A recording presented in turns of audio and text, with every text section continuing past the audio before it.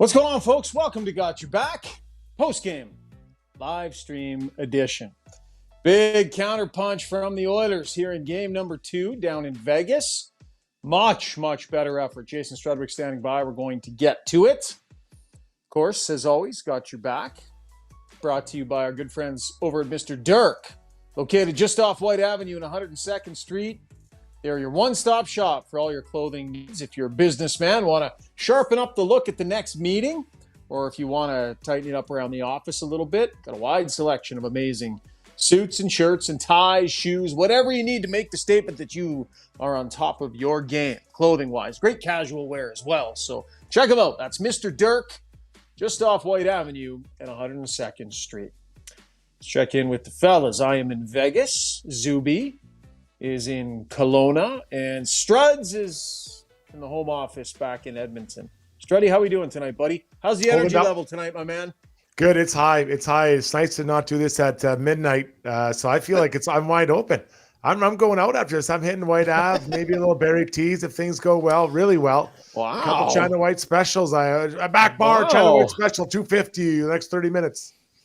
That's amazing. I like the energy, Zoobs. Yeah, feeling good, man. Yeah, it is. It is kind of a different vibe. It's more, it feels like daytime. It's still got light out here. Yeah. Comparatively. Yeah, it's I like it. I'm ready to roll.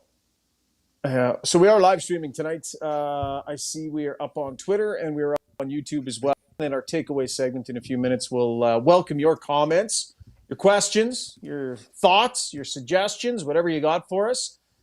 That will be in our second segment. I've got a late flight tomorrow. Yeah, the only direct I could get home, Struds, and I will always defer to the direct flights.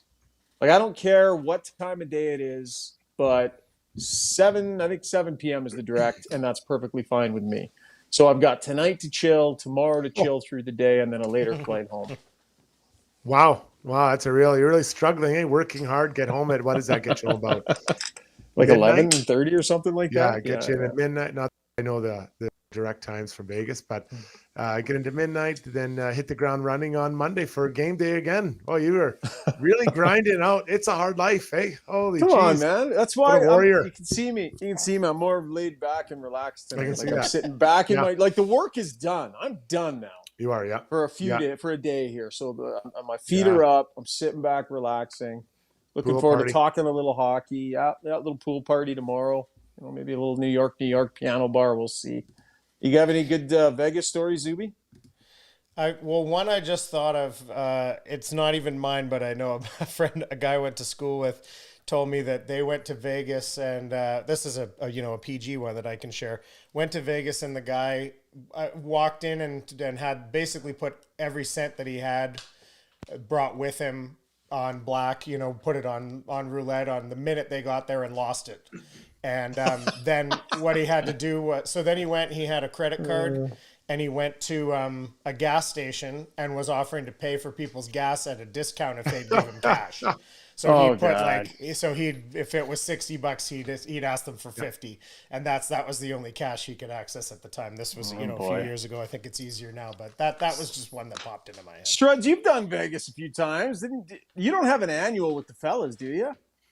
We did for a while there, and then we all got married and had kids, and it kind of changes a little bit. But I love Vegas, and I think the last time I was there, one of the more recent times I was there, I went with my wife, and she was pregnant. I loved it. I love Vegas. I love that you can go there and you can be just, an angel and not do anything, go see a couple shows, and then walking right beside you, meet someone who's been drunk for 72 hours, and you don't even judge. Like, hey man, you need a hand? I love that city. I think it's one of the funnest cities in the world, and direct flights from everywhere. So I love it. I love that place. Yeah, it's pretty awesome. The one thing I will say though, holy snap, is it expensive here. Holy smokes. How's it? I don't remember it being like this. Oh, Struds, everything, man. And I guess it's more everything on the strip, I think, that just gets a little bit out of control. Yeah. But yeah, no, it's it has been a pretty penny. Even to walk in and buy those 1 liter beers at the corner store as you're walking on the strip, are they not $1.99 anymore or whatever they are?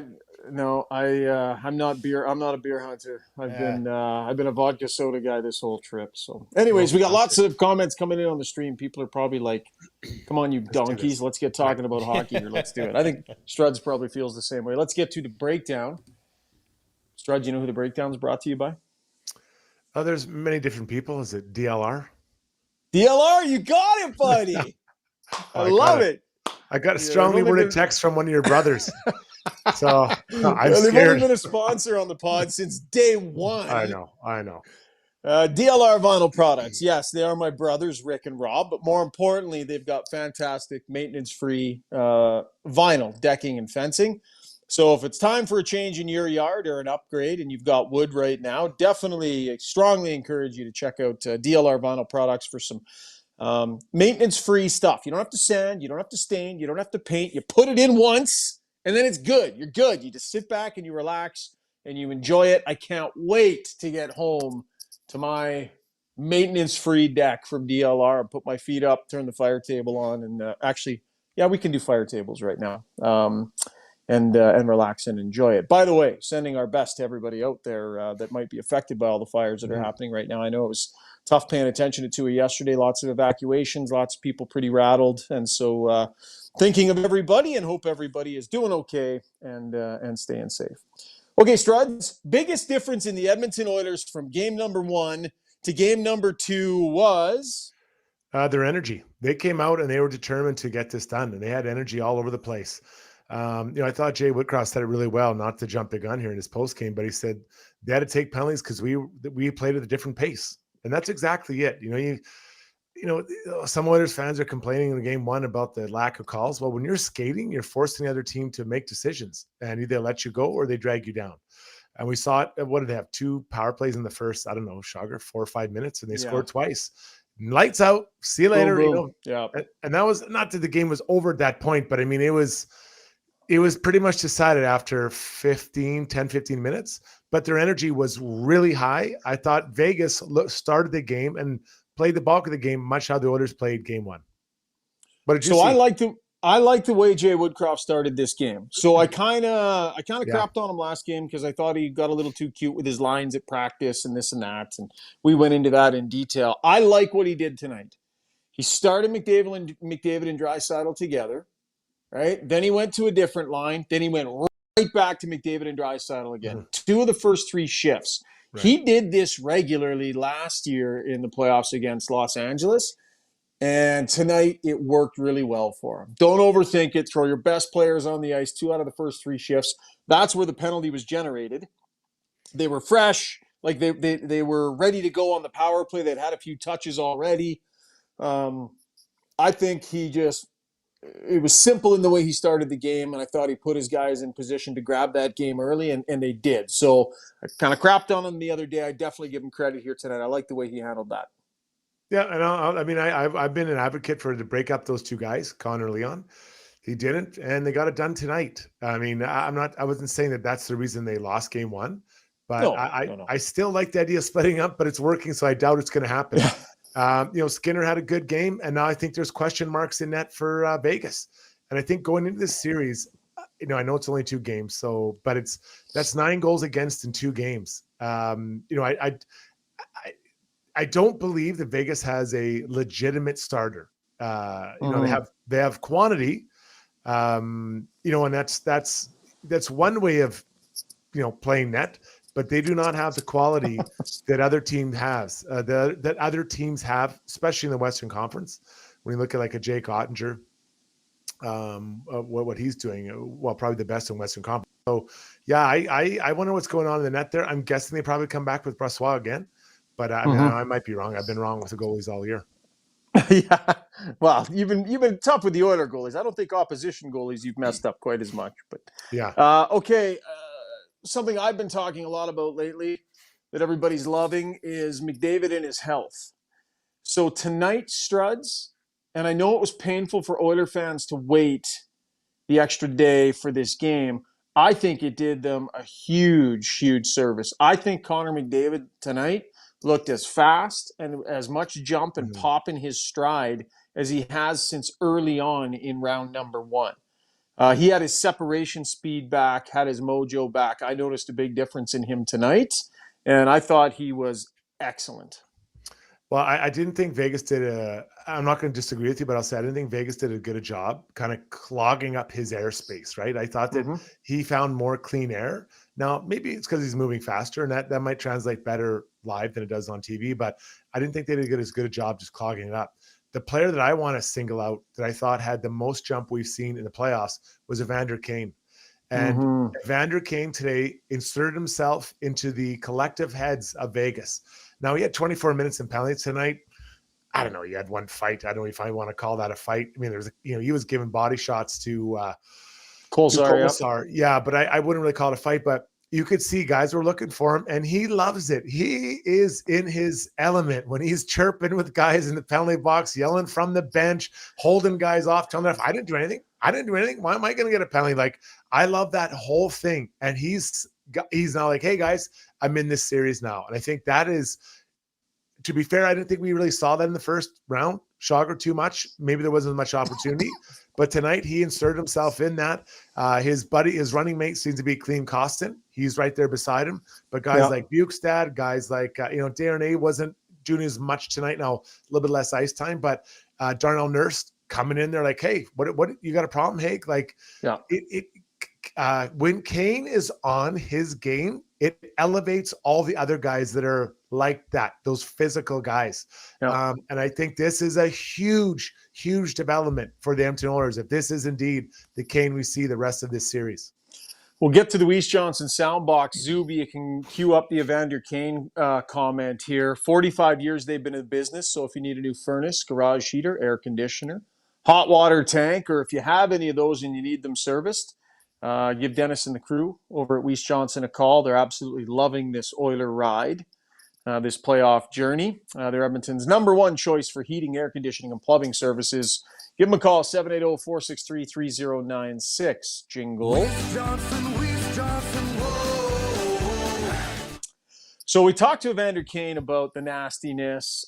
He was advocating for the league to look at a stick swinging incident. I guess someone got slashed high or something late in the game. I was on my way down, so I'm not sure if I missed it or I don't know exactly what the heck happened there, but he was advocating a little bit for that. But then I asked him about some of the body shots that he was throwing at Kolesar and kind of an interesting response. I'm not sure if we made it G-rated or not, so any kids might want to plug their ears, Zuby. Go ahead. We don't see a lot of body shots in hockey scraps. Is that I don't know, is that a... Well, yeah, I mean, you also don't see a lot of guys getting jumped from behind and headlocked, and then, when you want to f*** around, sometimes you got to find out, so that's what happened. When you want to F around, sometimes you're going to find out. He swore twice in his post-game press conference. There's an intensity with this player, Struds. Evander Kane is tough enough that not a lot of guys on that other side would want to tangle with him. He would be in their heads.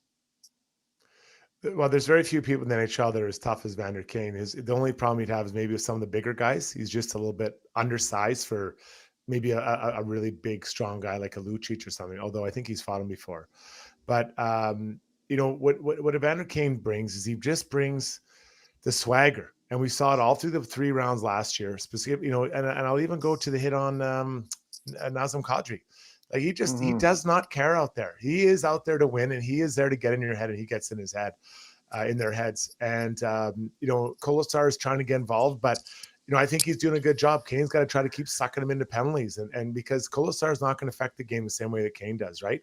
But the more people that gravitate towards Evander Kane, the less attention that's being directed towards Connor McDavid or Leon Draisaitl, Zach Hyman, Nugent Hopkins. Like, he wants to bring all that attention to him, and I think he does a great job. I got to correct myself on a comment earlier I made about Darnay. I loved how he cross-checked Mark Stone from behind. And Oilers fans, people, every time you think that the Oilers are getting screwed on calls, just look at Mark Stone. No, man. Not as bad tonight. Too. Yeah, not as bad tonight, but last game, he gets cross-checked all the time by the Oilers. I don't blame him. Everyone should be trying to cross-check him. And so the big guy cross-checks him, and then, Mark Stone slashes him on the wrist. If I'm Mark Stone, if I'm going to slash him, make it worth my while. It's 5-1. Like, try to break his wrist. Like, that is... and I don't want to sound barbaric, but I mean, who cares? It's 5-1. What's the difference? But he doesn't need to get suspended, though, Struddy. Like, he doesn't need to get suspended, point, man. You hit him too hard. I think you can do it in a better way, skating up the ice when no one's watching. Like, I don't know. That's a little too obvious for me, but Darnay did get involved. So, like, I guess the point I'm trying to make is that I think if a game goes physical like that, I think it favors the Oilers when Kane's the leader and they're initiating. When you're chasing, I thought Vegas was chasing the physical game tonight. I don't think no team benefits from that. But when you're leading it and Kane's leading it, I really think that is a huge positive arrow for the Edmonton Oilers.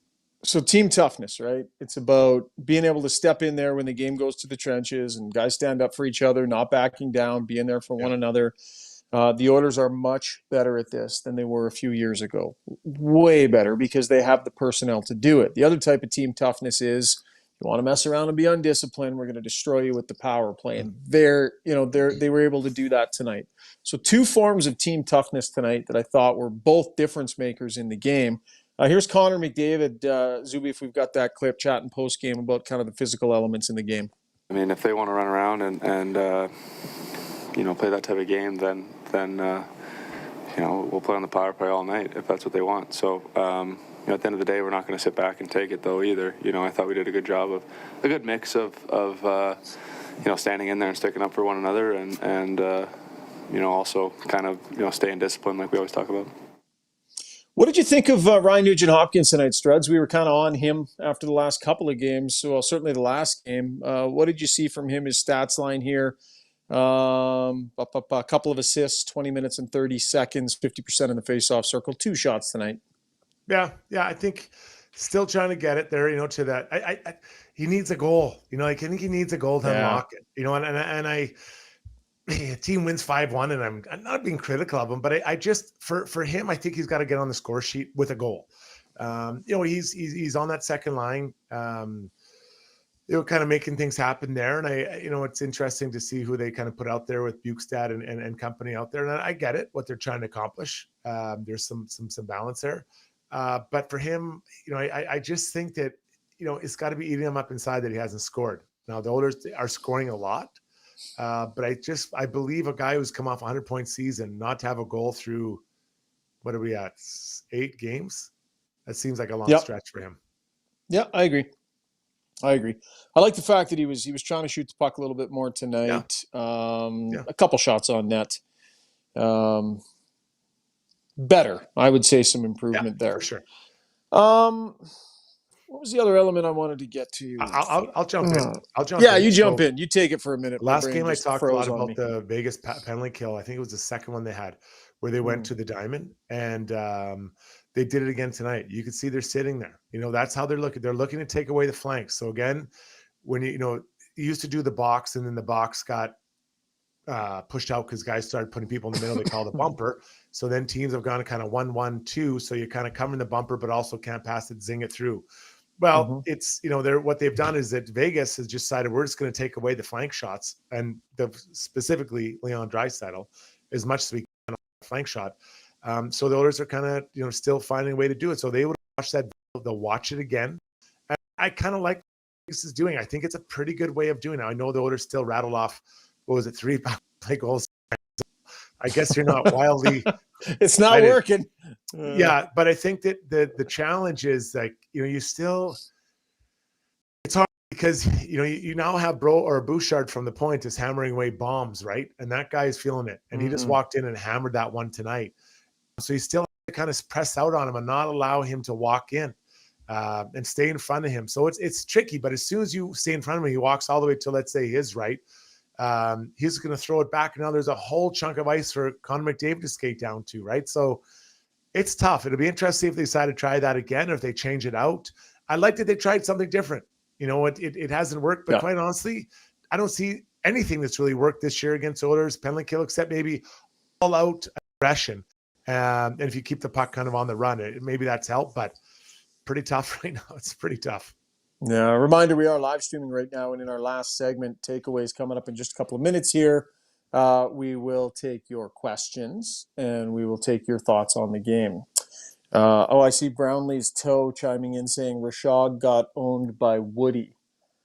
I'm not sure if maybe he means, I don't know. We were sparring a little bit a couple of times in the last day or so. So maybe he means the Draisaitl leaving the ice the other day. But yeah, it's been sporting with the head coach and those media availabilities. That's definitely been fun. Evan Bouchard, Struds. So I mean, in the 8 games, what's he at for points now? Is he 14 points in the? No, I think I might have screwed up his total with. Does he have 11 points? Or Zuby, grab Bouchard's points totals there and just let us know. It might be 11. You might be right. Bottom line, he's got a point in every game.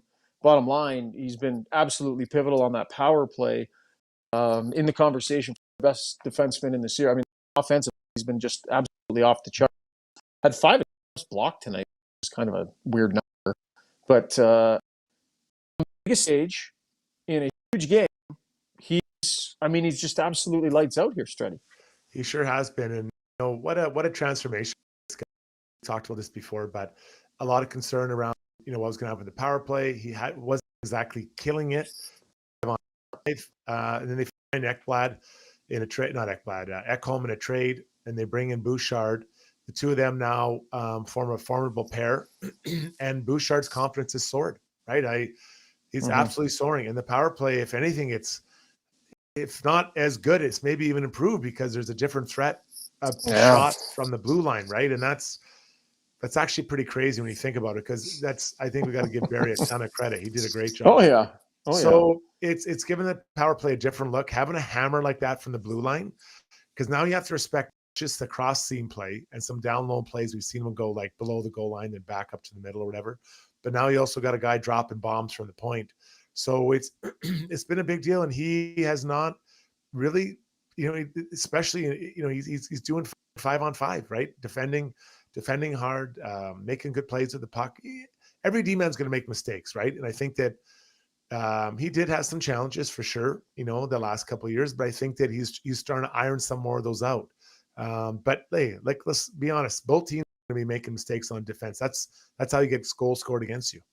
Yeah, for sure. Getting some mentions on the feed that we're cutting in and out a little bit, so we'll apologize for that. Sometimes when we go on the road and we're in hotels and relying on hotel Wi-Fi and stuff, it can be a little dicey. So we'll try and get it under control, but not much that we can do on that front.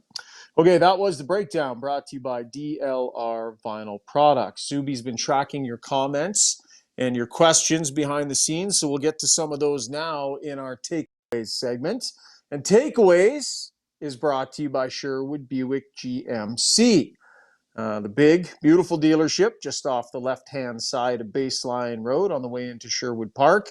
Fantastic dealership. Had the experience of buying a truck here in the last 6 months or so, and they make it really easy. So not only do they have awesome vehicles, right, whether it's a truck, an SUV, car, whatever you want, new or used, but they make the buying process really easy. And I know that's really valuable because your time is valuable. So they don't mess around with your time. They get you into the vehicle you want. They've got vehicles in stock that you can actually test drive, and they streamline the whole process. Financing is really easy too. So highly recommend stopping by Sherwood Buick GMC just off Baseline Road on the way into Sherwood Park as Zuby magically reappears in the got your back fist. There he is. What's going on, buddy? People are feeling good tonight, Zuby. I'm seeing some of the comments coming in on the stream. People are feeling good. They are. Where do you want to start? You guys kind of talked about Kane a little bit, but I wanted to Momes Hontorio, we've heard from him or her before, says, Kane is a joy to watch. Oilers finally have a disturber.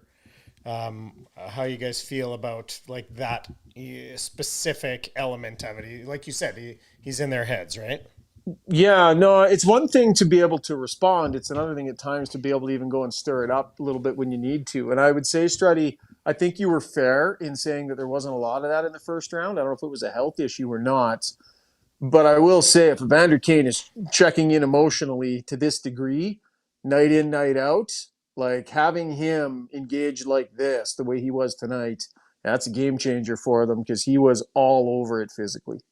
It was, and I think as much as what he does and what it does for his game, which I think takes it to another level, I think it brings up a lot of other guys as well. I think those other guys really kind of embrace it, and they get a little swagger, because over goes 91, and then he maybe got Costin out there or Nurse or, Bukestad. I wouldn't say he's a dirty player, but he plays hard. Hyman was in it tonight. And then you got Darnay. I think Ekholm plays hard. Like there's a lot of guys with size that are playing hard. So there's really no shifts off. And in past years, we kind of see that to Oilers. You try to bring in one guy to do it all. Well, it doesn't work that way. You have to have a committee, but someone has to, be the conductor. And that's Evander Kane for the Oilers. Yeah, Raylap asked if, and Zuby, you can grab another comment here. Raylap asked, did you notice they played Darnay as a forward in the last 15 or 20 seconds? I didn't see that Woodcroft did that because I think we were maybe walking over to the locker room. But did he beef up at the end there just in case with Darnay? Yeah, I mean, I don't, to be honest, I didn't really notice. Like there was so long time to kind of figure out what it was. And I didn't really notice that, but I'll take a look. It's a smart coach. You put him out there, those guys, just to say, okay, if there's a problem, these are our guys. And who is Vegas going to respond with? Who is a player that is tough, that is going to want to fight Darnay? And not that he's, Dave Semenko, but he's a big, strong guy. You leave, I did notice that Connor and Leon didn't play, or Nuge actually, for the last, few minutes. And I like that. It's 5-1. You don't need to play them. Put your other guys out there. Let them go out there. Let them do their thing. Get some ice time. Get in the game. And then, if anything goes crazy, they're the ones out there. Yep. Zuby, what else, buddy? And then you're asking those guys on Vegas, right? How bad do you want to make a statement, right? How bad do you want to make a statement for next game? Yeah. So I put out in the chat, I sort of said, who did you guys like? Whose game did you like that we haven't talked about as much? And Sheldon Burke said that he thought that Derek Ryan made a huge difference tonight to add so much to that bottom six. Your guys' thoughts on him? Go ahead, Struds. Yeah, I like him on that line. Who is it? McLeod and Fogle and they just seem to work well together. I think there's some physicality and speed in Fogle, pure speed, and then some skills in the middle. And then Derek Ryan, the crafty old dog, right? Smart, knows what to do. I like those three guys together. And I thought they had some really good shifts out there. And just think about this. Last year in the playoffs, Fogle, was almost unplayable and at times didn't play. McLeod, I think, continues to develop, and then Derek Ryan. So it's almost like 3 free spaces on the bingo card. You have guys in there, right, that are impacting the game in a pretty specific way. And I like it. I really like what they're bringing to the game. So yeah, Derek Ryan. I like when Derek Ryan's in the lineup. I prefer him in the lineup than out when he was sick. Last game. Yeah, and I agree with everything you just said on Ryan. You mentioned Ryan McLeod. I'm going to highlight 2 parts of his game. So on one hand, he wins 6 draws and loses 11. He's 35% in the face-off circle. That needs to be better, no question. But had 4 hits, right? I'm all over this player through the regular season for not playing physically enough. He skates well enough to get there. He needs to finish more checks, and I liked what I saw from him tonight. In particular, Struds, there was a hit he threw. I believe it was like the second shift of the second period. Mm-hmm. He took a hard run at Pietrangelo and popped him, hit him good. And I remember thinking, I don't know that we saw that aggressive a hit all year long. So I liked that from Ryan McLeod. And you need it. You need everyone contributing. It's just, you just wear teams down, right? It's not about, the big brawl. I mean, those things look good, like that brawl. I don't want to call it a brawl, that dust up. They look good, but that doesn't wear a team down. What wears a team down is repetitive hits, repetitive finishing of checks. And they don't have to be huge, but just get in their way, knock them down. Like what they're doing with the captain, Stone, is great. Every chance they get, they're putting a stick in his back or trying to knock him down. Great. Do you think he's going to be the same player in Game 7 as he is in Game 1? Not a chance. There is no chance. No one's going to be the same. So you keep grinding it, and you hope that you grind them down more than they grind you down. And then ultimately that makes a difference. I think we got to give an honorable mention, too, to Brett Kulak, Zuby? Like he went and he wanted that fight. Yeah. Every once in a while, he just looks totally willing to go, and he went and did it. And that kind of kicked things off. So there's probably some love in the feed for Kulak, but he's been good, man. 17-37 +2 on a night where it was mostly special teams goals and a good little scrap there. Love it. And I love that. And that's an unexpected place. You're like, what's going on here? Like, that'll fire up the bench. Hey? Yeah, what is this guy doing? Is he supposed to do this? But let's keep in mind, he is not a small guy. And no disrespect to Chris Russell. Chris Russell is a smaller player. I like Chris Russell a lot. But this is a much bigger, stronger guy. When he engages someone else and he decides to do that, you're like, wait a minute, what's this? This guy can do that too. Well, but I still have Kane and Costin and Darnay and Nurse, Ekholm, the list goes on. Even, Leon, for that matter, Hyman. I just rattled off 6-7 guys I think you get to before Kulak. But if he's playing that kind of intensity and pushing guys around, and then it's not all about beating everybody up, but it's about imposing your will on the other team more often than they do the other way. And I think that was another case. Who cares who wins the fight? It's just the idea that Kulak's, no, this isn't happening, buddy. This is how we're going to do it. Yeah, I like it. Zuby? Got one on Twitter here from Forever Oilers, a little bit more specific. Maybe Struds can chime in this. He said, I liked how Oilers D took away the passes from the O player behind the net, looking for the slot option. You guys notice anything there? Well, the Oilers are guilty, just like all defensemen, of having their toes pointed towards that guy at the puck behind the net, and he never scores goal. Well, I shouldn't say never. It's a rare thing. At least they shoot off the back of the goalie's net. The guy is in front is the one you have to sort out. So you always want to have your toes like if you want to call that guy 12 o'clock, you want to have your toes pointed at, let's say, like whatever, 3 o'clock or 9 o'clock, and then you can still see the guy behind you at 6 o'clock. So that's just a very good basic rule, but it takes a lot of discipline to do it and a lot of practice to make that happen. So you have that set up, you have your stick in the lane, and then you also have some help from maybe your center or your wingers pinching down a little bit. It helps in that situation too. A couple of things tactically too for me. We listened for 2 days as they talked about wanting to play more connected Struds. And to me, anytime I hear Jay Woodcroft say connected, I think back checking, because I think sometimes they get away from the forwards coming back hard enough to break up the play, to grab that third forward, to break it up and get it going in the other direction. And I thought tonight, I marked down on my notes probably 3 or 4 spots where the back pressure was great, and I wrote the word connected. I just felt like they did a way better job of being closer together because they were back checking harder and supporting one another. I think it was really absent in game 1, and it was noticeable for me tonight in game 2.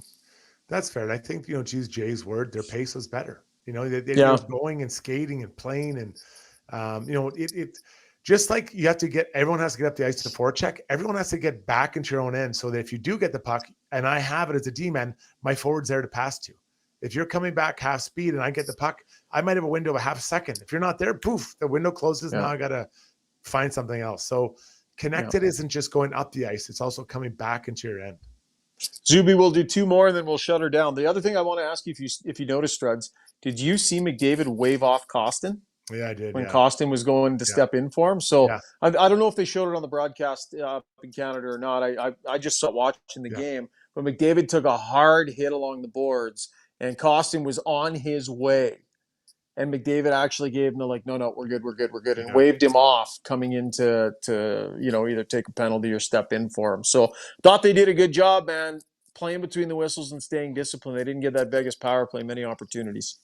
No, and you don't want to give them a life either, right? Like 5-1 is, I mean, the one goal was, I mean, pretty good play, I guess, kind of knocked out of the air, it looked like. But love the fact that Costin was on his way. Love the fact that McDavid waved him off. Yeah, well, you like both parts of it, right? But I mean, I didn't think I didn't think it was that crazy a hit. Like I don't think it wasn't. But I think Clean was on his way. Yeah, I still think that Costin should have just done like a quick drive by and a rub and said, "Hey, buddy, like, what's up?" Like just a little reminder. So you don't have to go in there and take a penalty, but just skate by and say, "Hey, man, like, I'm here. I'm gonna be here all series." Zuby, last 2 comments. Go for it, buddy.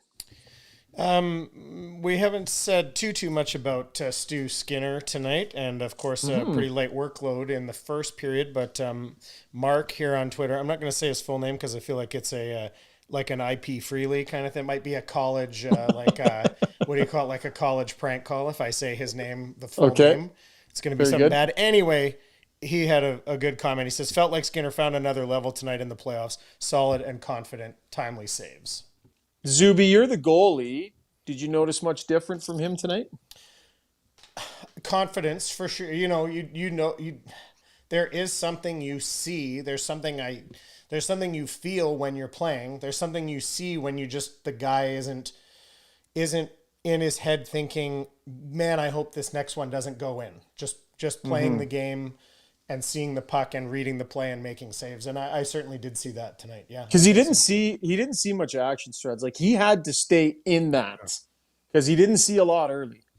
Well, especially early. And I think that's the worst part for a goalie. I mean, I don't know. I think I'd want to, like, I can imagine if I never hit anyone or never touched the puck for a period and a half as a D-man, I might be a little worried, right? Just standing on the blue line.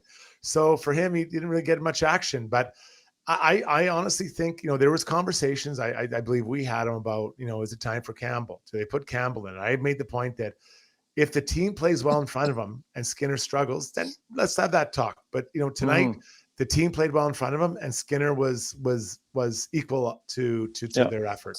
Didn't I make that point? Did you just take my point? No, I did. That was my point for sure. That must have been on Gregor's show. I think that was my point. No, you stole it from. You're taking my points. That was my point. I made it. I wrote it down in my tattoo parlor.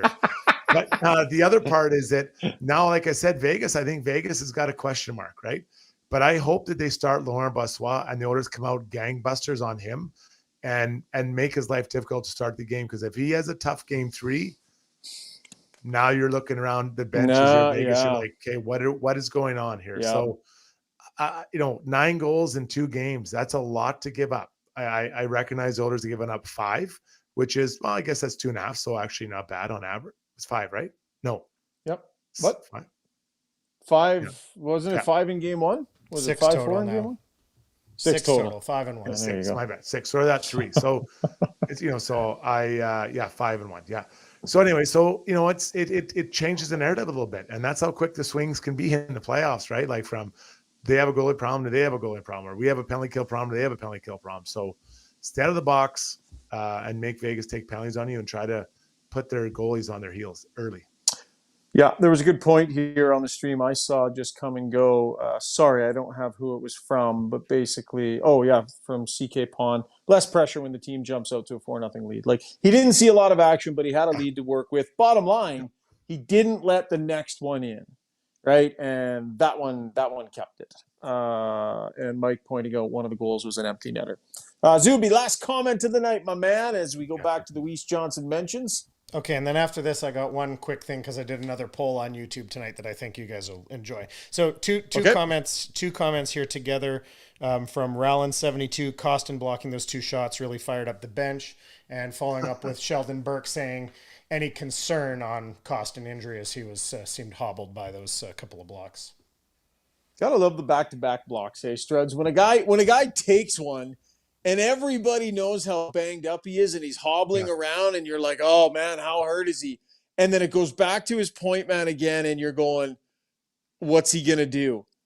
And the balls that it takes to, like, be willing to step in front of that second one when you already have to be hurting so bad, Struds, that has to suck. I'm sure you did the double blocks many times. Oh, yeah, no, I got out of the way the first one, and I kept the second one. Okay, Cass. Just pretend that. Oh, I almost had it. No, did he actually block the second one? Is that confirmed? It hit him. I think it hit him, didn't it? I didn't think it hit him, but I don't want to be the bad guy, so I'll play along here. But yeah, it's what it does. Credits. It brings energy. The first one is really impressive. It brings energy to your bench, and we talk about all the time how to create energy. How do you create energy? That's how you create energy. That's a selfless act by a guy that he has to block shots and be physical. And the bench loves it. They absolutely love it. Now, as far as the injury, I don't know. I mean, came back and played. I would think if you come back and skate like that, you're okay. I would be surprised if he's unable to go Monday.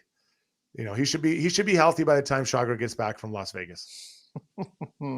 Zuby, give us your Twitter poll or whatever you did, and then we'll get out of here. The YouTube poll. Okay, so Struddy's mention of Barry Tees close to the beginning was getting a lot of mention. So I'll throw. You guys don't know the results, so I'm going to throw out the question to you that I fired up quickly. And keep in mind there were some other write-in votes, but I had to come up with these off the top of my head. So I said best '90s Edmonton bar, Barry Tees, The Rev, Club Malibu, or Cowboys. Those are the 4 I could come up with off the top of my head. You guys had a vote there.